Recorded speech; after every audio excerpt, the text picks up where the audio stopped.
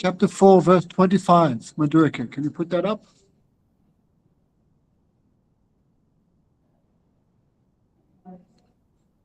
So, as you may well be aware, this world, many people are offering different achievements, different goals, and different processes to achieve their various desires. Because all people are on different stages of life, naturally they think different things are important. Right? Like when I was 3 years old, I thought getting a soccer ball was very important. Right? When I was 15 years old, some other desire came. So desires also change. And therefore it's natural. People have so many different desires. Therefore in Bhagavad Gita, chapter 4, verse 25. Madhurika, did you put it up? The Wi-Fi is buffering. Chapter 4, verse 25. Yes, just wait in the Wi-Fi. Right. In this verse, in these verses, Krishna is talking about different processes and different goals. So Krishna said, Devam ivaparayagyam yogina parupashite brahm agnavam apareyagyam yagnino paropana. You put it up? Chapter 4, verse 25. Make sure you don't get a job as a secretary. There you go. So Krishna says, Karma yogis, Krishna is talking about different people, right? Different desires. Karma yogis perfectly worship the demigods in the form of offering ceremonial sacrifices, while others, the jnanis, the jnana yogis, offer all their activities as oblations through sacrifice into the sacrificial fire of the absolute truth. There we go. Sounds complicated, but it's not too much. Huh? I give you the mic so we can hear. No, it's okay. Doesn't matter. They go all busy. Everyone's busy decorating. Huh? So you know, many people worship Ganesh. Many people worship Shiva. Many people worship Indra, the god of rain. In previous times, the Greeks worshipped different demigods. The Romans worshipped different demigods. The Druids, the Celts, the Germans, the Mayans, the Incans. Everybody worshipping their different demigods. Why? They want something in this world. So Krishna said the karma yogis perfectly worship the demigods in the form of different sacrifices. Others who are not interested in anything in this world, they're called the jnanis. They want emancipation from the cycle of birth and death. So what do? They perform all their activities with that in mind. Verse 26. So there's Krishna talking about two paths. Number 3, the celibates offer their hearing and other senses into the fire of the mind. The celibates control their mind. And the householders sacrifice the objects they possess to also achieve spiritual advancement. So the celibates who have nothing, but they still have their mind and senses, they use that to achieve spiritual advancement. And the householders use whatever they possess in the form of giving, charity, or other activities to also make the same spiritual advancement. Right? So there's 4 different types of persons already. The karmis, the jnanis, the tyagis, the celibates, and the householders. Verse 27. Okay, where's Jessica from? From the UK, March. Oh, okay. The yogis, what do? You see, chapter 4, verse 27. The yogis offer all the activities of their senses and the pran in this body, like when you close your ears or close your nose, you can hear the air is moving in the body. Right. So the yogis perform pranayam, by asana and pranayam, and by dharana, by sense control, they try to achieve the absolute truth. So some try to achieve by worshiping the demigods, some try by impersonalism, some try by full renunciation, and others, whatever they possess, they also renounce. So there's four. The yogis, by pranayam, they offer the mind and senses also for advancement. Dravya yagyas, tapo yagya, yoga yagyas, tatapare, verse 28. Some perform sacrifices, right? 28. Some perform sacrifice by giving away all their possessions. Some by performing austerities, like going to a cave and just staying there. Some by practicing yoga. Some by practicing Astanga yoga, the eightfold mysticism. Others study the Vedas, the scriptures, and inquire knowledge. But all of these people are following some process. What is the result of each process? Will each process give the same result? That is not possible. Many people try to tell us that all paths lead to the same goal, but we see even in material life that's impossible. Right? If I study medicine, can I become a nuclear scientist? No. If I study ancient Latin, can I get a job as a mathematician? No. Right? So even in material life, all paths give different results. So in spiritual life, also all paths do not give the same result. Right. Others who are expert, steadfast in controlling the life force, the pranayam, right? This is the yoga process. It's called Astanga yoga. There are 5 airs in the body. Like when you swallow, one air is pushing down. When you vomit, just off the top of my head, another air is pushing out. Right? When you pass gas, that's another air.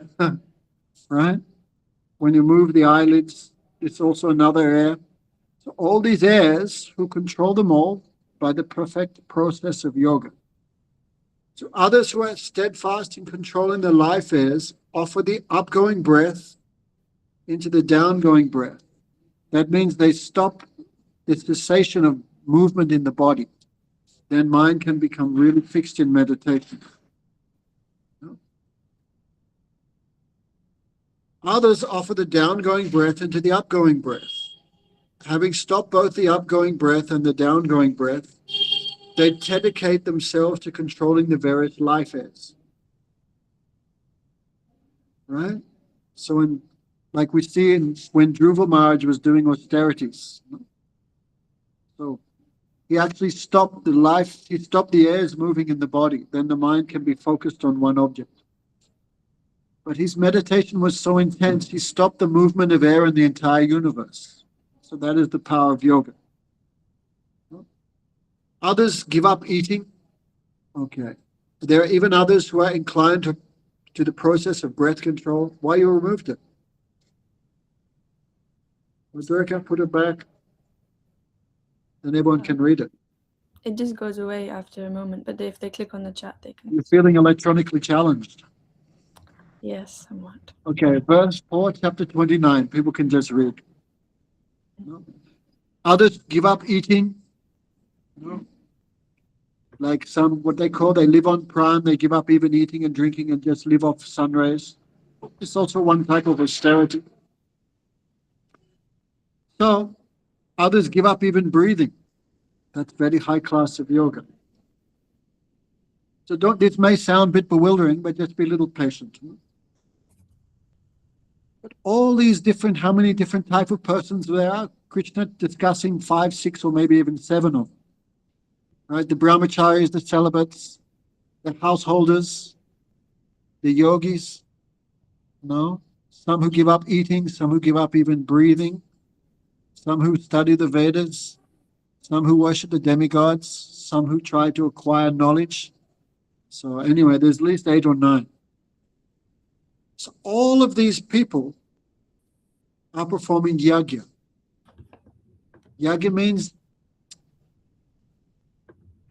sacrificing something, hoping to attain something.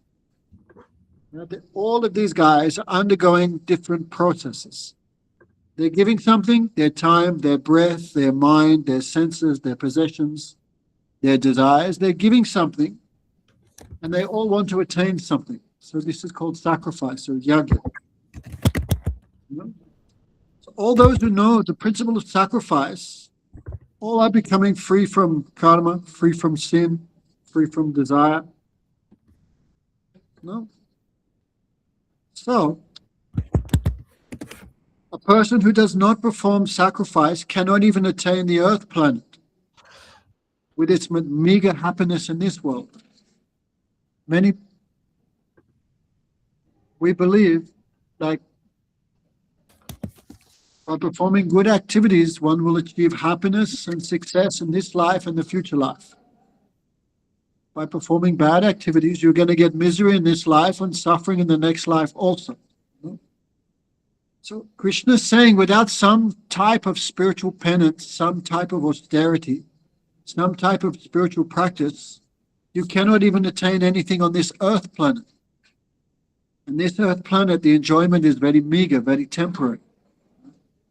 We have material bodies, but how long they last for? 20, 30, 40, 50 years. So without some type of spiritual practice, you can't get anything in this life. What to speak of the other life?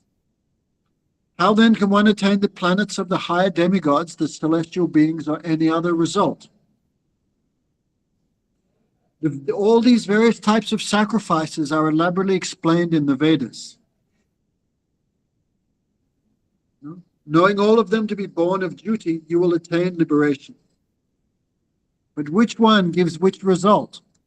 It's bewildering, right? Just hearing all this.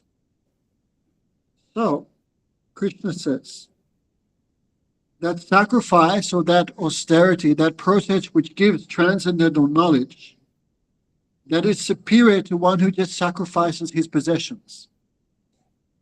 Like you donate, you got 5,000 pounds in the bank, you donate that to the homeless.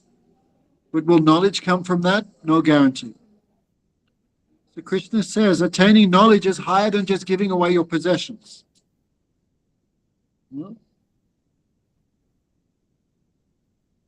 It's superior to mere performance of ceremonial rites and sacrifices. Like those who worship the demigods, those who perform the yoga process, those who give away their possessions in charity. No? Attainment of knowledge is superior to all these other processes. So verse 34. So question comes, Jessica, reading all this, what's the result of all these different processes? Where can I go from? What can I achieve by doing them? And the ultimate question goes, amongst all of them, which is superior? Right? By performing just good activities, pious activities, maximum I can achieve the celestial birth next life. But that is also temporary. By the yoga process, what will I achieve? No, that is also temporary. So question comes of all these 9 or 10 different types of spiritual practice that Krishna just discussed, which is the best? No? So today's verse is the main verse, is this verse 34.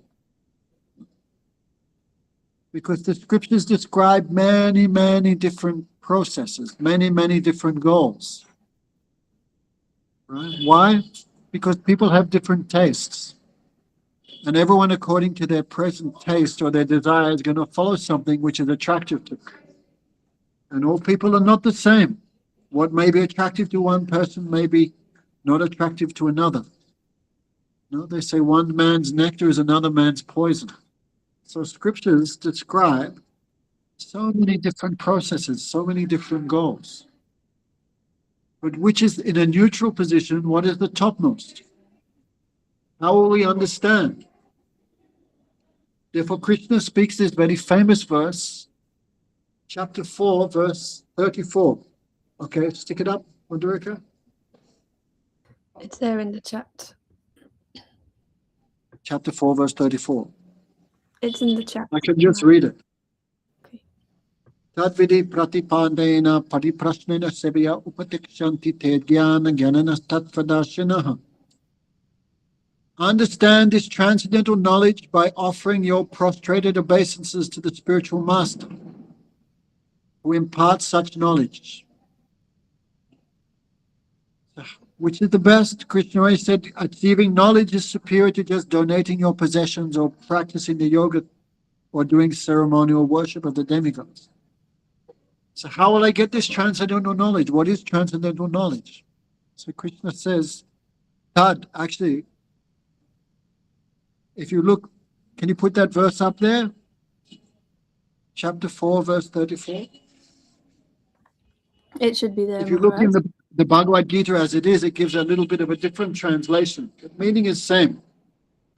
Tad there means all the other processes that we just talked about, all the other yajnas, all the other sacrifices.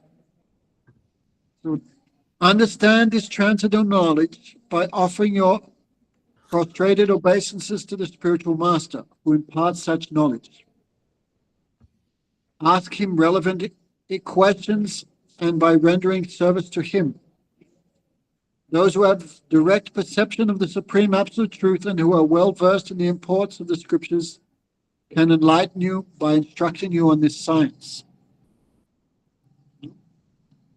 So all Tad means all those previous things which Krishna just mentioned. Of all of them, the best is transcendental knowledge. So what is transcendental knowledge? How do I get to it? For that, you'll have to go to the Guru. Pratipatena. Pratipatena means one should come to the Guru with a mood of full surrender. Right? Like a one-way ticket. Means I have seen and heard everything in the world, so I have nothing more to take from this world. I am just taking from Guru. So Guru should have his qualification also. Like scripture is saying, you have to have a Guru and surrender to a Guru. That means the Guru, he has to have surrendered and served his Guru. Because this is the process. And that Guru, he should have surrendered and served his Guru. So no one can become a Guru without becoming a disciple. So in simple language, the perfect Guru is the perfect disciple. How can the Guru teach you to be a perfect disciple if he himself has never become a disciple of anyone? Got it, Jessica? Easy, right? I'm going to teach you to drive, but I can't drive. No one taught me to drive. I'm not going to be very successful. Right? Even in material life, if I want knowledge of something, I have to go to someone who's expert. If I want to learn to cook, I have to go to grandma. If I want to learn English, I have to hear from my parents or go to school. Even if I want to tie my shoelaces, comb my hair, brush my teeth, I have to learn from someone. So here comes the question of Guru. Krishna is saying, how to get this knowledge, you have to go to Guru. So worshipping the demigods cannot help. Practicing the yoga system cannot help. Just giving away gifts and charity cannot help. Just performing austerities cannot help. No? All the things which Krishna had just mentioned, these cannot help. Only Guru can help. So Guru must have a Guru. These days there are many people who are presenting themselves as Gurus, but they have no Guru. I don't want to mention names, but I guess I should. Madhav Priya, give me an example. These days many people want to become Guru, but don't have a Guru. Like Vishwananda, Right? You know that guy? Vishwananda. Osho. Who else? Sadhguru, YouTube, Sadhguru. There's millions of them. Sai Baba. Maybe we know these names or don't know these names, but Ram Krishna, for example. Is what's his name? Kripalu, very famous here. Kripalu. Anyway, many people. They have millions and millions of followers. They're presenting themselves as guru, but they have no guru. They say, no, this knowledge comes directly from me, manifest directly. But that is not the process that Krishna speaks in Bhagavad Gita. Right? So the guru must have a guru. So we have to do a little research, and we should know this system of guru to disciple. This is called sampradaya. No? Prad means to receive something. So to receive something in its complete form, this is called disciplic succession or sampradaya. It's a descending process of knowledge. Not that I will directly go there myself. Not possible. No matter how intelligent you can be, this knowledge is transcendental. It's beyond the mind and senses. So you cannot achieve this by your own mental gymnastics, by your own intelligence, by your own expertise in reading the scriptures. No. One can receive this only by the mercy of Guru. Right? So the first thing Krishna says, if I come to such a Guru, I should know his qualifications. So, you see, there are 4 disciplic successions, Jessica. Have you heard of them, the parampara? Okay, so you should know the Vedas say there are 4 lines of gurus, 4 parampara. Lord Shiva said in Padma Purana, Sampradaya Vihina Mantras tu Nishvalambaret Sri Rudra Sanag Vaishnav Chiti Pavana. Lord Shiva said, any mantra, any knowledge which does not come in this specific succession, Lord Shiva said this is Nishval. Nishval means cannot give fruit. No result. Like you have a tree which does not give fruit, so much work to plant, to fertilize, so many years you're waiting and watering every day, but no result.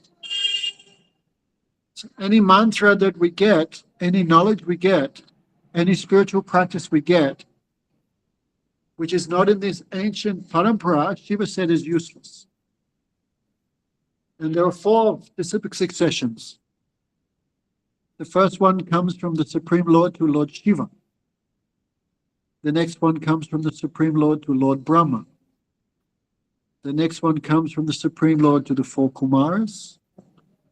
And the next one comes from the Supreme Lord to Lakshmi Devi. Sri Rudra Sanaka Vaishnav Chitipavana. And Shiva said these 4 lines purify this earth planet, purify the material world. So we are very fortunate.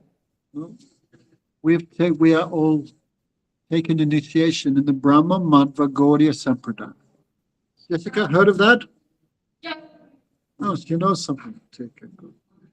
Brahma Madhva Gaudiya Sampradaya means in the beginning of creation, Krishna gave this knowledge to Lord Brahma. Brahma gave to his disciple Narad. Narad gave to his disciple Vyas, then to Madhvacharya. Then in the modern age, it came to Lord Chaitanya. And of course, from him, it spread throughout the entire earth planet. So these all 4 lines, all are pure, all are perfect. Like a cow has 4 teats, but all are giving milk. So all these 4 sampradayas, all devotee sampradayas, Vaishnava sampradayas, all worship the Supreme Lord. There may be a little difference in which incarnation they worship and which mantra and which mood, but we worship all, we respect all. But we come in this Brahma Madhva Gaudiya Sampradaya. So tomorrow is the appearance day of our Gurudev. So he's like 104 years ago. 104, I guess. So he appeared tomorrow, 104 years ago. So all devotees I'll just show you. All devotees are getting ready. Kunja, smile, smile. Haribo. There they are. The cult members. All are getting ready by making garlands and all getting vegetables ready. And tomorrow we'll worship Gurudev. Because this knowledge cannot be had without the grace of someone situated in this specific succession. So just like if we buy a watch or a diamond or some gold, we should go to a reputable dealer. You're not just going to buy some gold off someone on the street. So if I want proper knowledge, I should know these 4 disciplic successions. And then I should choose a spiritual master in this disciplic succession. But just being a member of the disciplic succession will not be enough. He'll have to have more qualifications. Like there's general qualification. A car should have 4 wheels, right? But after that is also more specific. So does he have renunciate? Does he have renunciation? Does he have direct perception of Krishna? Is he free from desires?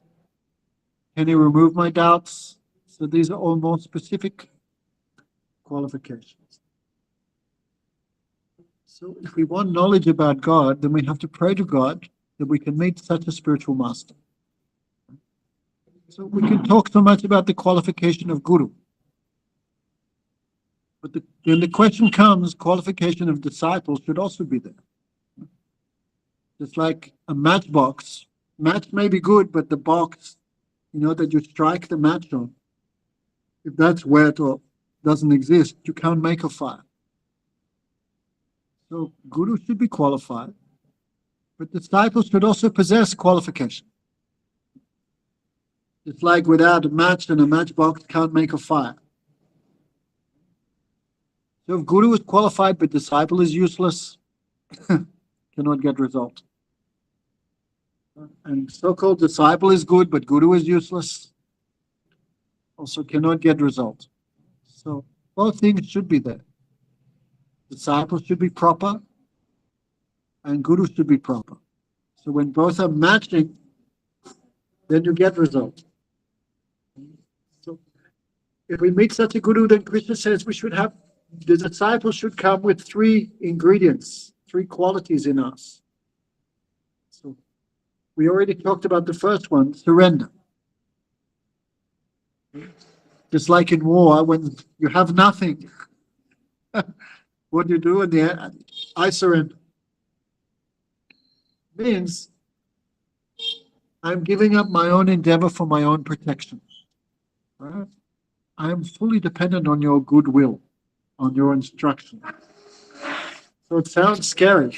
But if we meet the old good master, then no need of fear. Because they have no material desires. They do not want anything from us. Because they have Krishna. So what we can give them? Nothing. So we should come with this faith. Like when our Gurudev first came to Australia, then many, many people had heard about him, good and bad, because this world is like that, right? Good and bad is that. He is all good, but how many people understand that? So many people hearing many things about him, so they came to check. Now remember what Gurudev first thing he said to them when they all came. He said, I'm an old man. He said, I can only eat this much rice, like a handful of rice. I can only eat this much rice. He said, I do not have to travel halfway around the world for a handful of rice. He said, I can get this very easily back home. So he said, I have not come here to take anything. I have come here to give something. So I have brought my basket. Means basket of things to distribute. If you want, you can take everything. And if no one wants, no problem. I just take my basket back home. I remember he spoke like that in the beginning. Means, and fully detached. I've come to give. If you want, take. If no one takes, no problem. I still have my full basket with me. So Guru should be that place where there's no fear. We should not fear. He will misuse that. If I surrender, he will misuse that power. And these days, these things are happening so much. Guru is using disciples for sex enjoyment, or for real estate, or for business, or for their own aggrandizement, their own acquirements. But these are not the qualities of spiritual master. Already we heard transcendental knowledge. Transcendental knowledge means non-material knowledge. So someone who's absorbed in non-material knowledge, why will they have any material desires? So that feeling should come. I have seen and done everything in this world. So I have nothing more to acquire from this world. I am coming exclusively to you. So this is quality of disciple, full surrender. One time I asked our Gurudev, what was the first thing you said to your Guru when you met him? Our Gurudev was, when he was a young man, he was married, he had a good position in the police force. But then he heard these teachings of Lord Chaitanya, this the teachings of Brahmamantra Gaudiya Sampradaya. So he was writing to his Guru, then he left everything and came to meet his Guru. So when he saw his Guru, then he had not told anyone, I'm coming. At that time, there was no SMS or phone or anything. So he just bought a ticket and came to the railway station of Navadvip. And he not told anyone, I'm coming. But his Guru was an omniscient personality. Therefore, he knew my disciple is coming. So he sent another disciple, Sajan Sevak, you go there with a lantern on the railway station. That time was no electricity problem. So the disciple who went to the railway station had also never met Gurudev. And Gurudev had not told anyone he's coming. So this devotee was just walking up and down the platform. Oh, Tiwari-ji, Narayan Tiwari-ji, where are you? Then Gurudev was astonished. How this person knows my name? I not told anyone I'm coming. So he went to that devotee. Yes, I am Narayan Tiwari. How did you know I was coming? Oh, I don't know. Gurudev told to come and get you. And Guru means how omniscient. No, he knows everything. Because who knows Krishna knows everything. Because everything inside Krishna. So then then I asked, what was the first thing your Guru said to him? Then Gurudev was married, he had family, he had children, he had job, he had everything. The first thing his Gurudev said to him is, I want you to take sannyas. Right? Sannyas means to leave everything. Wife, children, positions, family, land, property, to leave everything and just fully surrender, become a monk, become a sannyas. Nyas means to give up everything. So imagine that was the first meeting. The Guru says, give up everything, just come to me. Then Gurudev gave such an answer. He said, if you want me to be king, I'll be king. If you want me to be married, I'll be married. If you want me to be a monk, I'll be a monk. And if you want me to take off all my clothes and dance naked in the street, I'm also ready for that. They said to him, whatever affection I have for my parents, my wife, my children, my properties, whatever attachment I have to them, I give all of that attachment just at your lotus feet. So when Gurudev said that, then his Guru began crying. Means Guru says, I want full surrender. When disciple says, I'm ready for that, then Guru began crying. You think it would be the other way around. Because Guru is looking, I need someone who have like an empty pot, you can put anything in it. You can fill it full of nectar. Like a flute has nothing, no obstacle, then it can make any sound you want, you can make on the flute. But someone have so many desires, so many other attachments, then what the Guru is trying to give, you cannot catch because your pot's already full. Understand, Jessica? So someone who comes with like zero, I surrender. Then Gurudev began crying. Now, everything I have, I can give such a person. Anyway, so because this is the currency of the Guru, full surrender.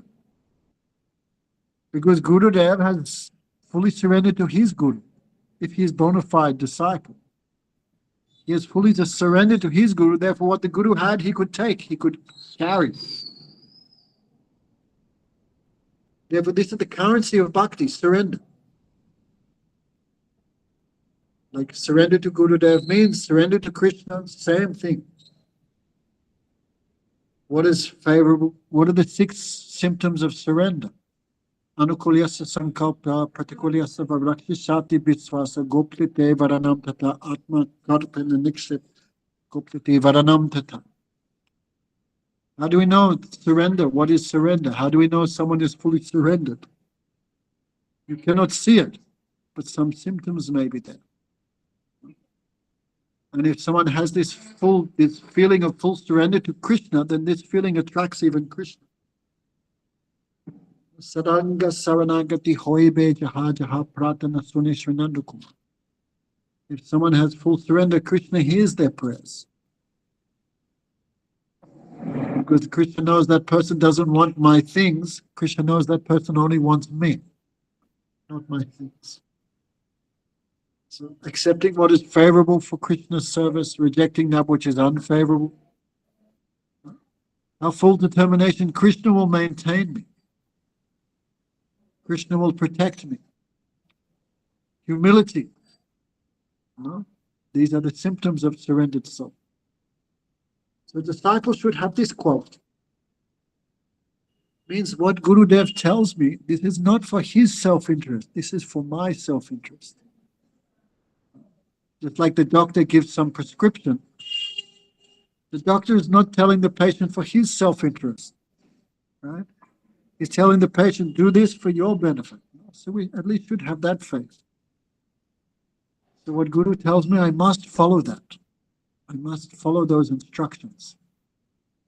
Just like even in material life, I want to go to the post office, but I'm new in a particular city. I want to go to the central bus station. First, I have to look for someone who looks like they know, a local, a trustworthy person. And then we ask first we approach them, then we ask them which way. And if we follow their instructions and we've asked the right person, we'll arrive at our destination. So I'm looking for Guru. I should look who is the proper person. And we should examine that. And Krishna has given everyone some intelligence. So at least we should know what to look for. This Guru has material desires. Is this Guru following his own Guru? So many things we can look for. So this is the first quality, surrender. So our Gurudev possessed all the qualities of surrendered soul. He met his Gurudev and fully surrendered. Therefore, what his Guru wanted to give, he could take. So first, this surrender is the life and soul of devotion. But we think, why should I surrender to Krishna? I'm very intelligent. I'm very good looking. I have so much wealth. I have so much expertise. I know many things. Then who needs Krishna? So this surrender is very much important. So first, Guru should be qualified. No, we can talk about that. But disciples should also possess these qualities. First quality is surrender. So, but this is the currency of Guru. Guru knows what is full surrender. So sometimes we may try to deceive him. But this way we just cheat ourselves. So there was one man, so he wanted to make a coconut chopper. To open coconuts. So he went to the blacksmith. But instead of bringing first-class steel, this customer brought third-class iron. He gave this third-class iron to the blacksmith and said, please, sir, make me a first-class steel coconut chopper. But how can you deceive the blacksmith? Because the blacksmith's life and soul is metals, right, Jessica? That's his business. He only knows that. How can you make a first-class chopper from a third-class piece of iron? It's impossible. So the Guru, who is a fully surrendered soul, we cannot deceive him, even though we may try. You know? By some flattery or some external show, Gurudev, I am surrendered. Like Gurudev would joke, oh Gurudev, credit card is yours, but PIN number I'm just keeping for myself. Gurudev would joke like that. So we should have that mood of full surrender. Oh Krishna, you kill me, I am your property. You kill me or you save me, this is your decision. I have no complaints either way. I am your property, do with me as you like. So the surrendered soul has no resistance. Okay? So Krishna give me happiness, Krishna give me sadness, I have no complaints. Like imagine I had a cow and I sold my cow to Jessica. She gave me the £100, I've sold my cow. Can I ring up Jessica the next day and say, hey, are you feeding my cow? Are you giving water? Can I ask that? I have no right to ask that because I've sold the cow. It's not my property anymore. It's the property of the new master.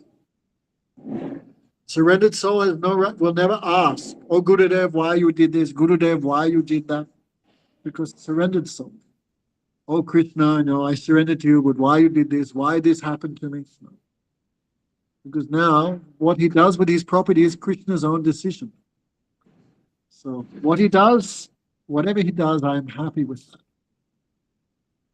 So what to speak of the souls in this world, even Radharani, she shows that supreme degree of surrender.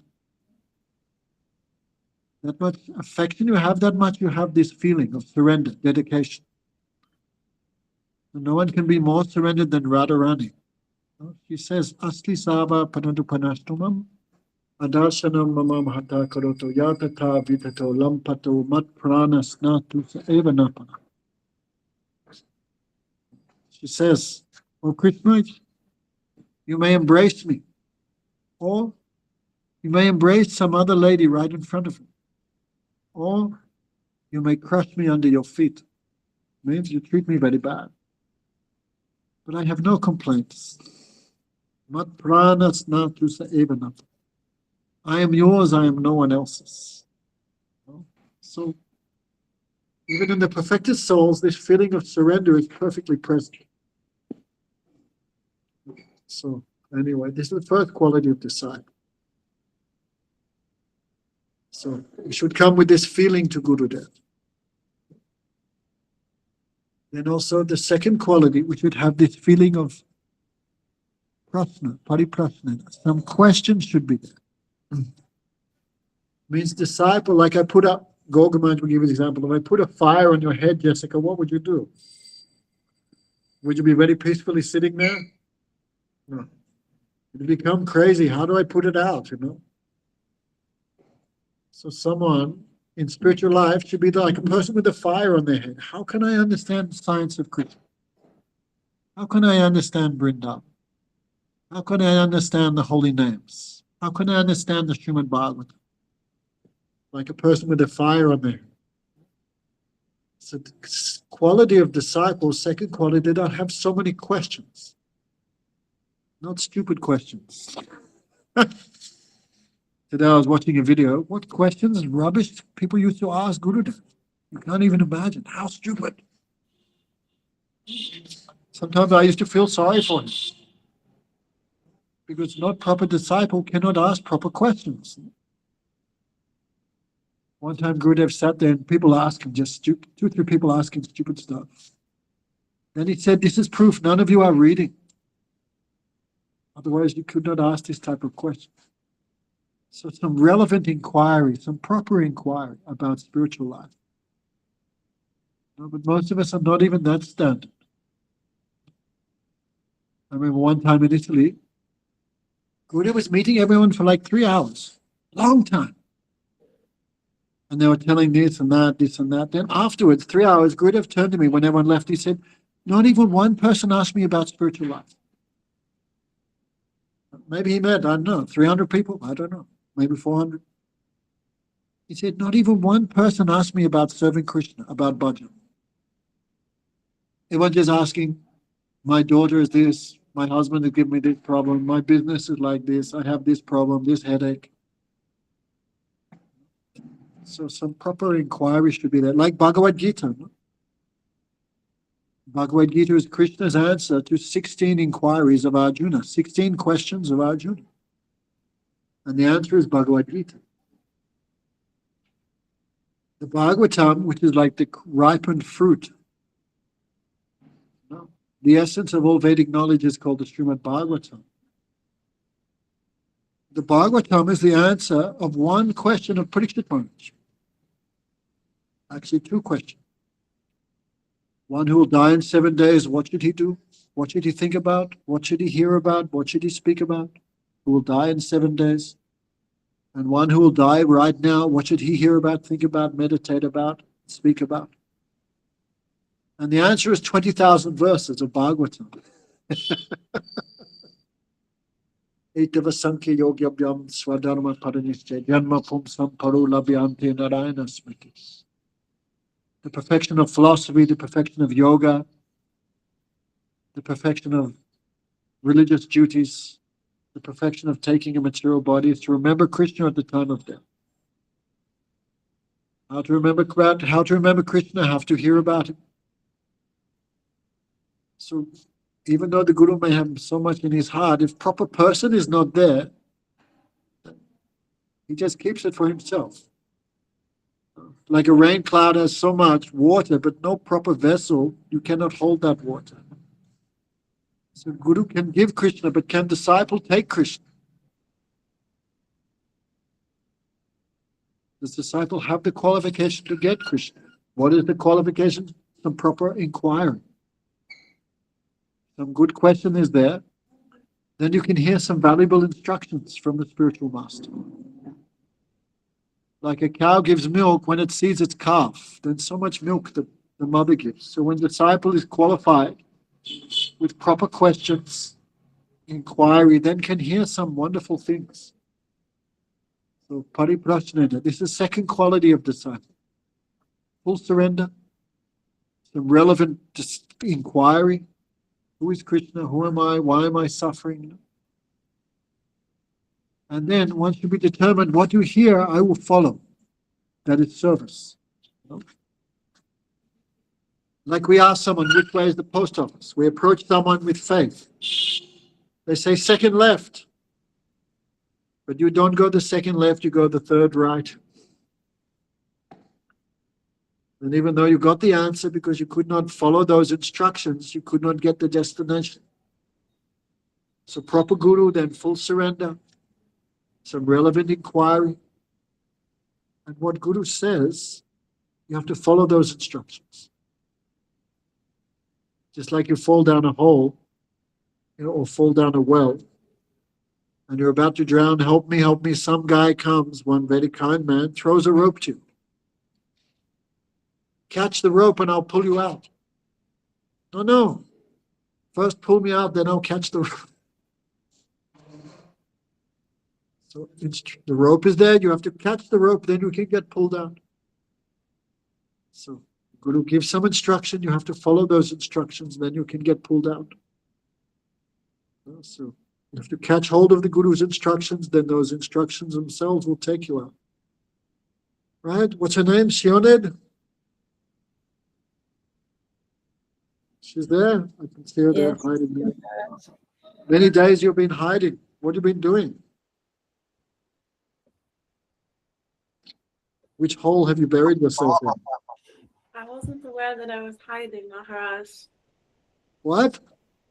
I wasn't aware that I was hiding, Maharaj. Yes, not coming to class means hiding. Hiding. Anyway. So this also disciple have to have that determination. I will follow your instruction. Do or die. Gurudev would always say, do or die. So, anyway. So we have to get ready for tomorrow. So our Gurudev possessed, not only he possessed all these three qualities, but he also following them so much. And when Guru follows, because Guru himself is perfect disciple, then he can train also disciples how to be perfect disciples. Therefore, if we see some deviation in the behavior of the disciples, Guru also means to cut. We take you out of darkness into light, that is Guru. So he sees disciples little wandering off into the darkness, then by his chastisement, by his instructions, if they follow those instructions, and then they can come back. So our Gurudev was also very, very fierce, very strict also. Because when disciple surrenders to Guru and takes initiation, then Guru promises to deliver them. So he also have responsibility.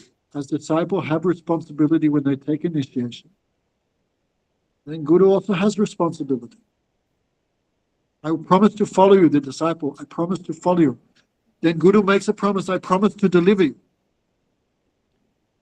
So when he sees disciples deviating, then he's so much kind that he speaks something for their benefit, for that person's benefit, not for his own. Therefore, he was very strict. Very strict. And many people mistook. They could not understand that strictness. That strictness is his affection. Like a mother, even material mother, sees child smoking a cigarette. What would they do, Jessica? They beat that child. That's right. That is not hatred of the mother. That is affection of the mother. Maybe child not understand, that's a different thing. So our Gurudev was very fierce in that way. So much affection like millions of mothers. But many people not understood that. They're great personalities. They're harder than thunderbolts, but softer than roses, like a coconut. Again, a material example is coconut. Outside so hard, but inside so much affection, so much kindness. So our Gurudev also very strict, everyone to fear him. But if you understand that is really his affection, then you can digest that. Okay, so anyway, tomorrow here in Vrindavan, we're all celebrating. Because when we hear about Gurudev, we remember him, then we can, then all his good qualities come in us. What bad things I've done, my mistakes, that also become purified. So in material life, when we remember our dead relatives or dead friends, we feel lamentation. But remembrance of the Guru is not like that. Because he is eternal, so that relationship is also eternal. So outside it may look like sadness, but inside is one type of bliss, one type of happiness. So tomorrow here we will remember him, his teachings, his activities, his behavior, because his activities and his instructions are the same thing. His behavior and what he's speaking and what he's doing is not two things. What he speaks and what he practices, this is one thing. But very rare to find that. Always we find some little deviation. So don't do as I say, don't do as I do as I say. But Gurudev was not like that. His saying and doing was same thing. Anyway, so this is Bhagavad Gita. So you can little read that chapter 4. With this topmost confidential knowledge, which is service to Krishna, Radha Krishna, then this cannot be achieved by any of those other processes that Krishna was talking about, by celibacy, pious activities, donations, sense control, mind control, but bhakti is transcendental. All these things are material things. But service to Radha Krishna is not material. So if we have a guru and who's qualified, we can remember him. And if we don't have a guru, then Jessica, we should be praying, Krishna, be kind to me. I can also find such a qualified spiritual master in this world. So just saying, so tomorrow, wherever you are, try to meet together. Madhurika, what you're doing tomorrow? Any celebration going on? Yeah, we're meeting at 8 a.m. online for bhajans and glorification of Prabhupada. No one coming live? Will there be a live broadcast from Vrindavan? Oh, in No, person. is anyone coming to your house directly?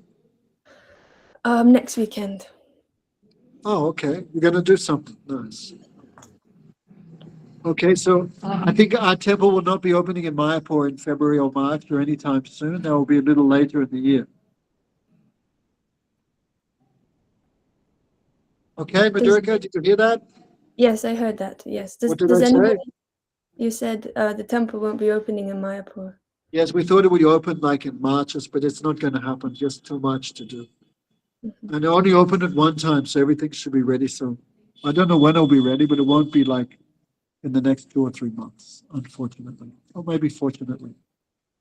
So when everything is ready, then we'll do it. So tomorrow is new moon. It's new moon. In Sanskrit, we say Amavasya. So it said anyone, and Gurudev was born on this new moon. But anyone who's born on Amavasya in India, they say he'll be born as a thief. So we say, yes, Gurudev really was a thief. In the sense, anyone who meet him, he steals their heart. Means he has so much affection. Anyone who meet him, that person becomes his property forever. Even Krishna becomes his property. Not to speak of anyone else. So he's so much attractive. He attracts the hearts of everyone.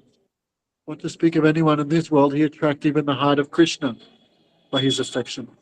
So tomorrow we'll do some live broadcast. So I guess that'll be like 10 o'clock Indian time or whatever that is. Okay, thank you everyone. Does Haribol. anybody have any questions or don't have time? Anyone have any questions? Anyone? Shona, do you always have questions? Dora the Explorer, any questions? No. Okay. Okay.